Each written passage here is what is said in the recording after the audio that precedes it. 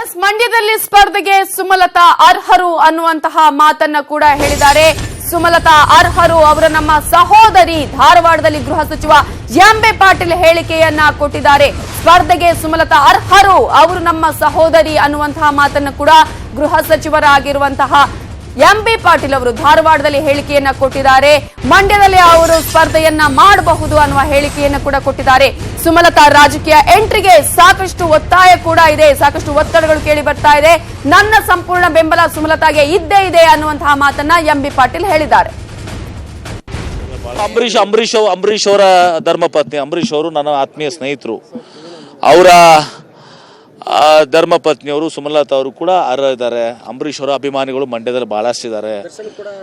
ಕೇಳಿ ಇರಲಿ, ಈಗ ನಾನು ಕೂಡ ಅಂಬರೀಶ್ ಆತ್ಮೀಯ ಸ್ನೇಹಿತ, ನಿಮ್ಗೆ ಗೊತ್ತಿರ್ಲಿಕ್ಕಿಲ್ಲ, ನಾವು ಭಾಳ ವರ್ಷದ ಸ್ನೇಹಿತರು. ಸೊ ಹೀಗಾಗಿ ಸುಮಲತಾ ನಮ್ಮ ಸಹೋದರಿ ಇದ್ದ ಹಾಗೆ ಅವತ್ತೊಂದು ದಿವಸ ಅವ್ರಿಗೆ ಅಭಿಮಾನಿಗಳು ಭಾಳಷ್ಟಿದ್ದಾರೆ.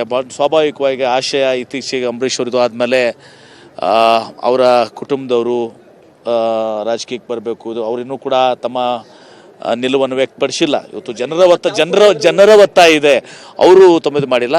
ಹಾಗೇನಾದರೂ ಇದ್ರೆ ನಿಶ್ಚಿತವಾಗಿ ನಮ್ಮ ಪಕ್ಷ ಸುಮಲತಾ ಅವರಿಗೆ ಬೆಂಬಲವನ್ನು ಕೊಡ್ತದೆ. ನಾನು ವೈಯಕ್ತಿಕ ಅವ್ರ ಪರವಾಗಿದೆ. ನಾನು ಅವರು ಅಂಬರೀಶ್ ಅವ್ರ ಕುಟುಂಬದ